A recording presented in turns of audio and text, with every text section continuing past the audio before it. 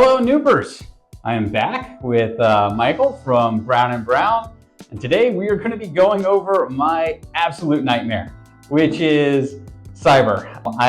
There's a few things that utterly terrify me, and true, real, horrible cyber breach is one of them, because it can completely decimate companies. I've watched one company in Naples and one company on the East Coast that don't exist anymore because of cyber breaches and losing not only just the liability of the data loss, but being unable to conduct business. So with that, why don't we kind of dive in?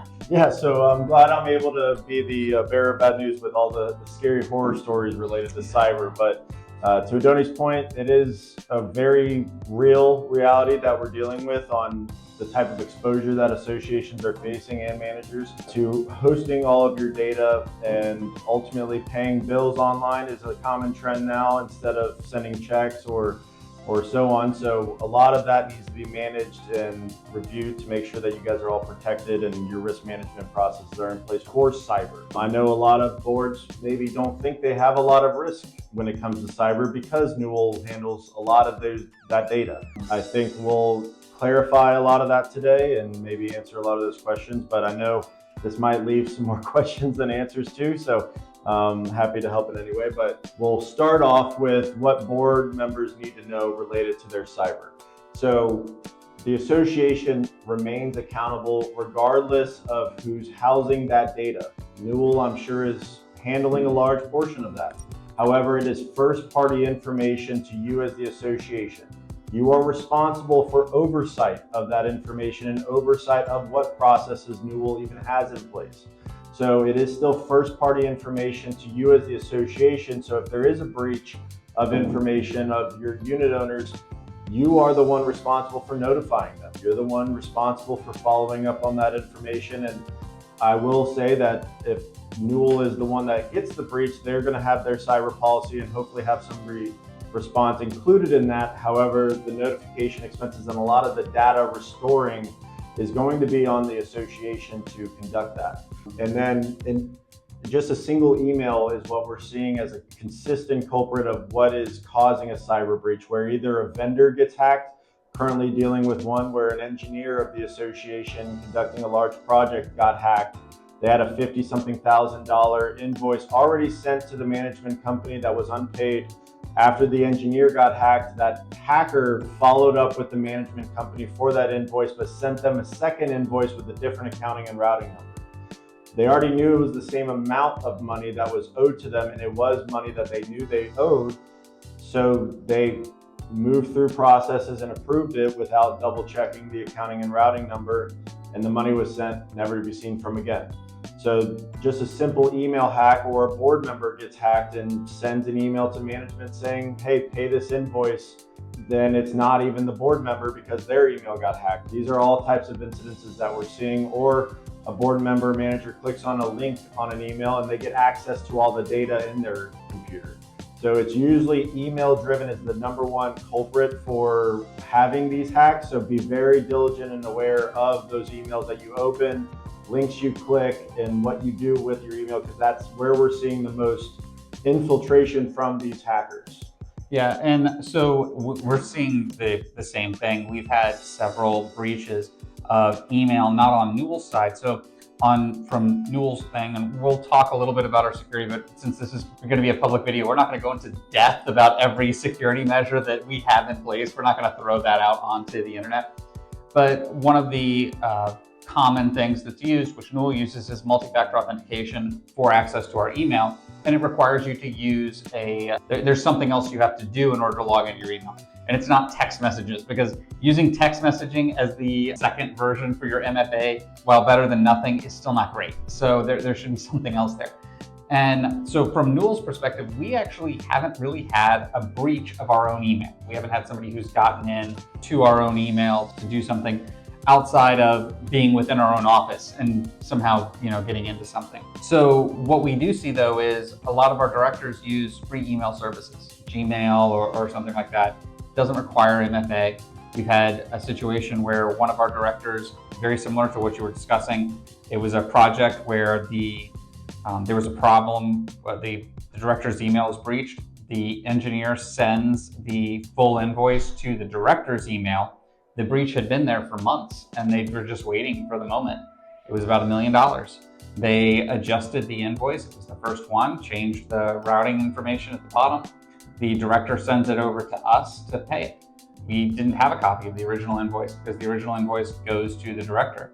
Now we caught it because the emails that were coming through from the director were pressuring us to pay so rapidly that we knew something felt wrong. And the director was out of the country. He was in Australia. So we were trying to get a hold of that director, and we were able to determine this isn't right. We did not issue the payment, and that's the reason that it didn't go through. We've had other situations very recently. There was a data breach. It's one of the reasons we've moved to tenant evaluation. One of the board members had a breach, and we used to do rental applications, and you could email them back and forth. There's a ton of data there. So this director's email was breached. We lost all of the director's email compromised all of this personal information. We had to, the association, and there was a process we had to go through to determine what was lost. We had to notify these people. They were in different places. And so depending on where they are, depends on what you have to do. So this was one of the most expensive insurance claims this association had ever seen, because they had to provide, this director had been in place for 12 years probably. Oh, wow, yeah. How high level of rentals, a lot of rental application data was there, and that was a real problem. And then you have to fix it for those people going forward. And so there's a cost associated with that too. Yeah, well, and to that point, one of the largest expenses that we see on the association side is notification expenses. Because in that situation, not only do you have to find out and follow up with every unit owner or tenant that's currently there, this board member's been there for 12 plus years, you have to follow up with everybody that's impacted. You might not even know where some people live or if they're deceased or anything like that. So now you have to find out who and where they are, and then follow each and individual state law that that person resides in for their notification. So we have a lot of snowbirds here in Southwest Florida. So if your association has 80% of your community that resides in another state, you have to actually follow each and every state law and the federal law on how to properly notify them, store that information so they can access it when they want to review it, and so on and so forth.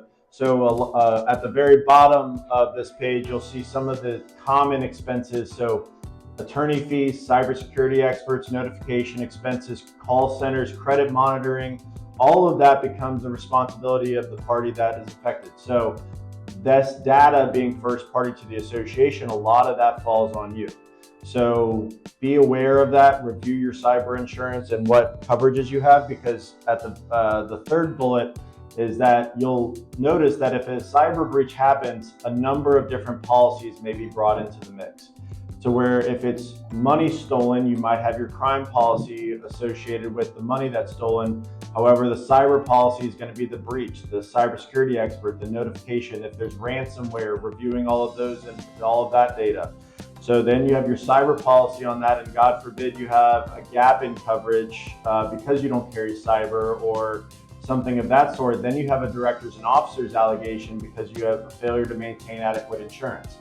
So all of your policies can ultimately come into loop, and then also Newell's cyber policy or E&O when it comes to a cyber breach. So you can have 4+ different policies in the mix if you have a cyber incident.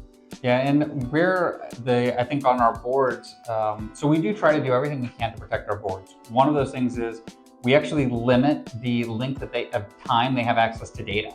So for instance, rental application processing, using that as an example, because their logins are separate from ours, if a director was to have a breach, lose control of their email, lose control of that, they theoretically could breach our system now, right? Using password resets or MFA, because it's all outside of Newell. So Newell, we have really good controls internally. We have classes. You all are tested. I mean, you on a regular basis, we not only try to hack our own system, but we send you guys fake stuff. You're receiving emails that are phishing emails. You receive attempts to breach our system. And when you fail it, we're like, hey, you've got to go to class. It's a little more difficult to do that with our clients, with our directors. So what we do is on the rental side, there's only 90 days of access to data. So if they were to be breached and they were to go in and access it, they would only have 90 days. So it limits the actual breach itself. When we do that, it does create a little bit of a inconvenience to board members, because board members might want to have all of the history of this there. There's certain things we can't get around that are going to be a danger. Bank statements. Bank statements are part of financials. They're part of record. They end up getting put out there for all of the owners. We've had situations where we've had bank breaches because banks will use information from the statement to verify the identity of the person.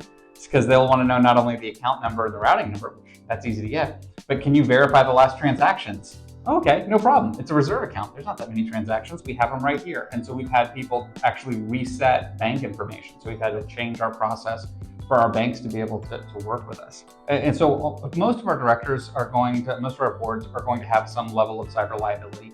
Newell obviously carries its own cyber liability policy. We have audits that we have to go through to verify the policies and procedures we have in place. One of the things you guys go through the education to go through. But I think one of the areas that we just don't have as much control on that we need to recognize and do our best with is the external access systems, which we do provide. And that's also where we see the association's insurance coming into play. So this next page is to illustrate how many different actors have access to your data and how many different ways a hacker can access that data. I mean, you have your resident portal, which we're talking about with unit owners. Now every association as of the first of this year has to have a website of over 25 units. So now you have a resident portal where they can access that based on what information you allow them to have on that portal. You have your board email, which we were just talking about, access controls from the management side, and then vendors, banks, which Adoni was just highlighting as well, and then your manager systems.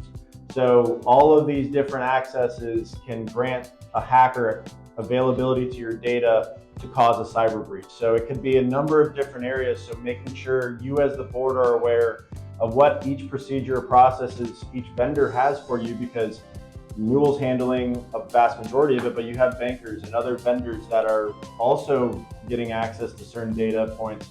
So making sure that you're reviewing all of that with everybody that has access to your information.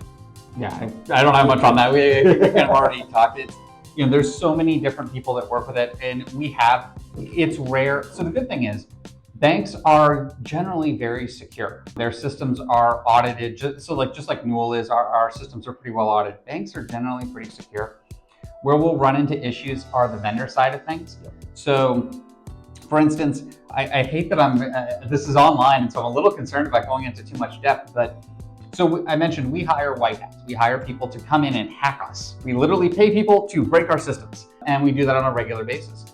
They've identified areas that could be a problem. So many vendors want to be paid using ACH. So they submit information for their payments to be issued out. That causes them to be paid much more quickly, which the vendor likes, the association likes, everybody likes it. But that means the vendor has the ability to control where those funds go. So if a vendor was to get compromised, they can log into a portal, they could change their own ACH details to have the funds be sent to another bank effectively. So every time a board member is clicking approve, it's actually sending it to a different bank. The vendor is probably not going to catch that right away. Now, ACH is, unlike wires, ACH is kind of recoverable in certain circumstances. Wires are just not. So the problem we run into, though, is, again, whose responsibility is that? And what insurance policy is going to be paying out on that? Because it's really not a crime policy issue. It's not a fidelity policy issue. The funds left. And it's arguable if it's a cyber policy issue or not. And that's where it's a concern. Yeah, and to that exact point on our next page, I'll just jump to the second bullet for funds transfer fraud. So this can be added to your crime policy or your cyber policy. So this is something to review with your internal coverages, because many crime policies can add this to where funds transfer fraud is a third party acting as a bad actor or a third party being hacked and then fraudulently acting as that vendor to steal funds. So that exact situation where a vendor is the one that gets hacked, but then requests funds to a different ACH or a different account or whatever that situation is, that's where the funds transfer fraud comes into play. So being aware of what your coverage is, either on a cyber or crime policy, or if you don't have one for each, because this is probably the most limited coverage that we see. Many other cyber policies, even don't provide this because it's exactly to Adoni's point, it's money being stolen. So they think it should be on the crime policy with some cyber enhancement.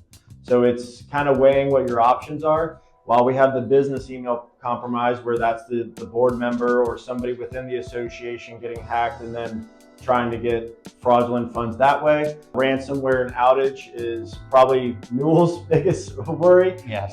Because then that's somebody taking access of all of their computer systems and shutting them down, saying, you have to pay us this lump sum before we grant you access to anything again. So that will shut the business down completely until that is handled typically. And that is a big concern for management companies specifically. The association side, not as much, but definitely will still affect you in their response if that is what comes to fruition. Yeah, indirectly it affects associations. So as I mentioned, I know of 2 in very recent history management companies that don't exist. One of them was very good at Naples. It was actually a really good company. They did a really nice job with stuff, but they had a ransomware breach. Their systems were locked. They were told they had to pay money to get them unlocked. They were actually, my understanding, so I don't believe they had a plan in place for this at all. Mm-hmm. I don't know this firsthand. I was told this all secondhand. They actually paid the ransom. They didn't get it unlocked. Yep. They were asked for more money. And so at that point, they didn't pay it. They had been down for a day or 2 before they even told their clients. Yep. So I think they didn't maybe there was some fog of war, what was going on. That company doesn't exist anymore. Obviously, there's several failures for that to get to that point. You know, for your system to be vulnerable, for that to happen, not having a plan, all of that. At Newell, I'm not saying that's impossible. I think we have things in place to try to prevent that from occurring. We have, actual physical hardware that's firewalls. We have software that's firewalls. We have multiple different systems in place. Again, I don't want to name them. If you work at Newell, you're going to see them. And if you're one of our clients, you probably see them. We have multiple systems in place to try to detect email intrusion attempts and phishing attempts. There's different software and layers to all of that. Then on top of it, all of our systems themselves are mirrored. So if we were to lose one system, actually we have a second one that's a mirror that we can switch over to. But even if that had happened in this case, their mirror would have been locked as well, theoretically. So we have version backups, so we can go back day by day by day. So, first thing is make sure it doesn't happen. Then you have to have backup plans in place, all of that, which we do. The indirect impact to the association is that if the management company isn't, because this is very expensive, what we're talking about costs us quite a bit. As a matter of fact, we estimate our cost per person. So for every Newell employee, the cost of your email and the monitoring we have is over $100 a month for each person. That's the reason we can't extend this to our directors. Let's say you have a board that's 5 board members and you wanted to extend this to them. We'd probably be charging them $600 or $700 a month just to give them email access and the same security monitoring that we have. Some of our management fees are $600 or $700 a month for smaller associations. So that would effectively double it. So bottom line, we do have things in place. If the management company was to be impacted, obviously it does impact the association as well. The association loses its management company. The data that has been locked, you first have to figure out, was it breached or not? So hopefully all the data is encrypted to begin with. When they do these data breaches, the ones that I'm referring to, they didn't delete the data. They just encrypted it on top of what it was and said, well, you have to give us the password to decrypt it. So you have to determine, was there a data breach or not? And if there is a data breach, now you have to deal with that too. So I think it's in everybody's best interest to have very strong security policies in place for the ransomware outage, even if it doesn't seem like it's a direct concern to the directors. Exactly. And the boards and associations. Yeah, and then the last piece is resident data breach. So pretty self-explanatory. If somebody gets access to the data that the association has access to. So with Tony's example earlier, where that board member has been on the board for 12 years, handles all of the applications, that individual gets hacked and all of that information, all of that data is taken. Now you have to respond, notify, identify the extent of the breach, which can be expensive as well. So these are probably the 4 main pillars of what the association should be aware about as their largest risks associated with cyber. This next page is just more so to illustrate that the association does have an impact or a skin in the game for every step of the way. Even if the management company is handling a large portion of storing this data or housing this data, the oversight is still the responsibility of the association and your board on what those policies and procedures are to make sure your data is properly stored.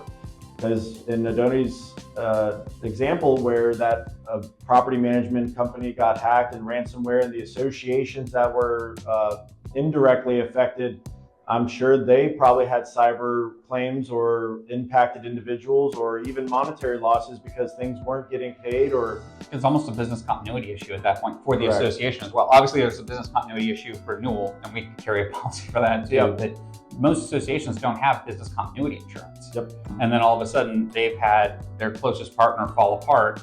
And how do we issue payment? How do we know if the payment was issued? What happens when, worst case scenario, you fail to make a payment on an insurance policy? Yep. And now we have an insurance claim, plus we didn't pay the insurance policy. Exactly. And then on top of that, if you try to change management companies, they're going to try to get that information from your previous manager. So you're left with nothing at that point. So making sure that you're aware of everybody that has access to your data and what policies, procedures they have in place to protect your data is definitely the responsibility of the association and you as a board. So this is why cyber is becoming that much more important to boards, because we're seeing this happen more consistently as we evolve into this cyber era. So just more to illustrate that, I won't go into detail about every single column, but you'll see that the association is either the lead or the oversight individual for what policies or steps are being taken through that cyber incident. Earlier, I talked about different policies that would be impacted if we did have a cyber event. So this is just an illustration of that. So your cyber, your crime policy, your directors and officers policy, and then the management company's cyber errors and omissions policy can all be impacted by one singular cyber breach. Now, just to give you an example of what a typical timeline would be, we'd see the breach occur on day 0. We would give the third-party agent notice of this breach, whether it's a cybersecurity expert, insurance, whatever that is, within 10 days. As soon as we find out, we want to make sure they're invested into what's going on. Because most cyber policies, they'll send a cybersecurity expert to investigate what the extent of the breach was and what next steps are needed, and then alerting any affected individuals within 30 days of the breach. Now, when we get into larger associations or larger group of people, if you have over 500 residents affected, then now we have the Florida Attorney General involved. If we have over 1,000 people involved, then the consumer reporting agencies start getting impacted.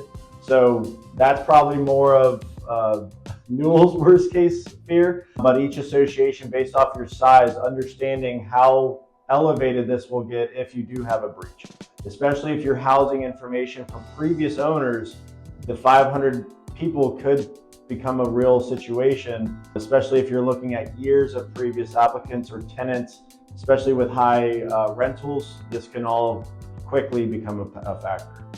And so for all of you at Newell, we do have that playbook that's on the wall. We actually print out a playbook so that even if we don't have power, there is if they were somehow to find a way to disconnect power to the office, there's a playbook that says who's responsible for what and walks you through every step, our reporting requirements, everything we go through here, and who's the quarterback of overseeing putting the breach back together. As far as finding out, preserving everything, we are, at the end of the day, someone will be responsible for a breach, or a group of people will be responsible for a breach, or, in the case, now Newell hasn't been involved in this, but I do know that in the case of the Naples management company, it went to court and they determined percentages of responsibility, because it turned out it was actually a director that had been given a manager access level to the data, and somehow through that he was able to make himself an admin.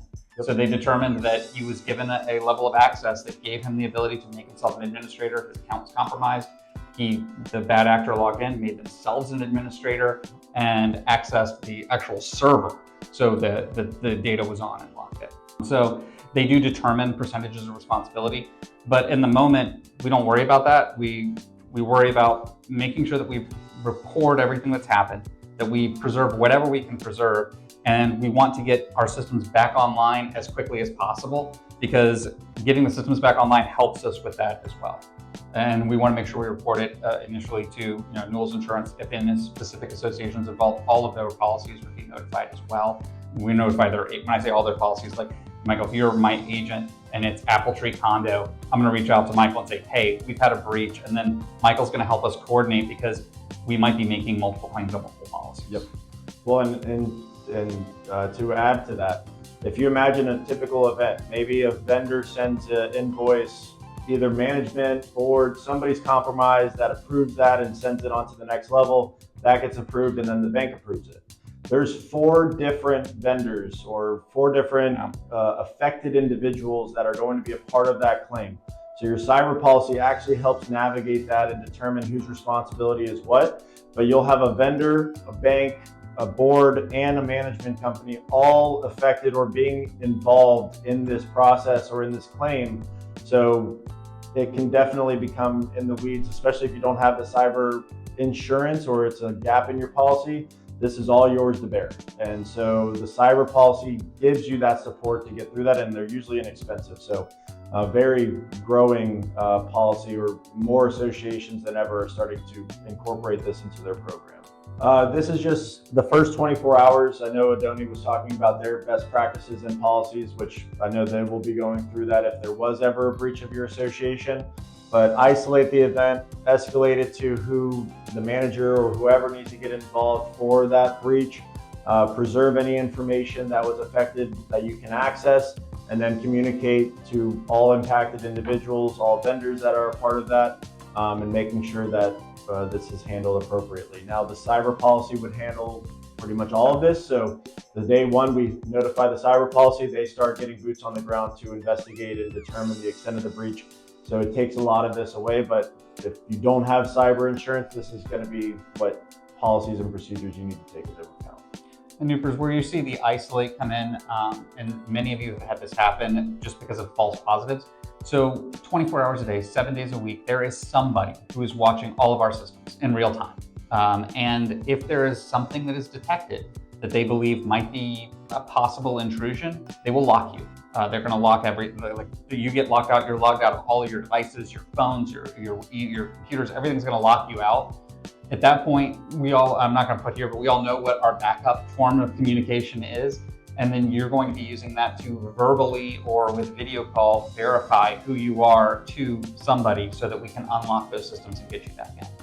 And so the last piece of this presentation is just different controls that you can put in place. And I know Adoni's talked about a lot of them on Newell's side, but also reviewing this on the association side or with your management company on what is in place so you're aware. The multi-factor authentication, the callback, we were just talking about that, to making sure that you are the person you're saying to be. If vendors change an accounting or routing number by just one number, calling the vendor to making sure that that is accurate or the change is legitimate before sending that money. Dual controls, so 2 people approving wire transfers, not just one individual on the board having the approval access to move funds around. Making sure you're trained, making sure you as a board are aware of what Newell has in place and what you as a board have in place for you as board members to be able to access this information, or when something does occur, what is going to happen. So training, vendor terms, reviewing your vendors and the contract you have with them and what their securities are, if they have a cyber policy or not, and then the response plan and knowing what that is for any type of event for cyber breaches. That concludes everything I have for you all today. Join us next month and we'll be talking about budget forecasting for associations. So thank you guys very much. And if you guys have any questions or anything, feel free to shoot me an email or reach out. We've got a lot of other examples of this that have happened, and we've had a lot of lessons learned. So we're always available. Michael's always available as well. So feel free to reach out. Have a great day. Bye. Have a good one.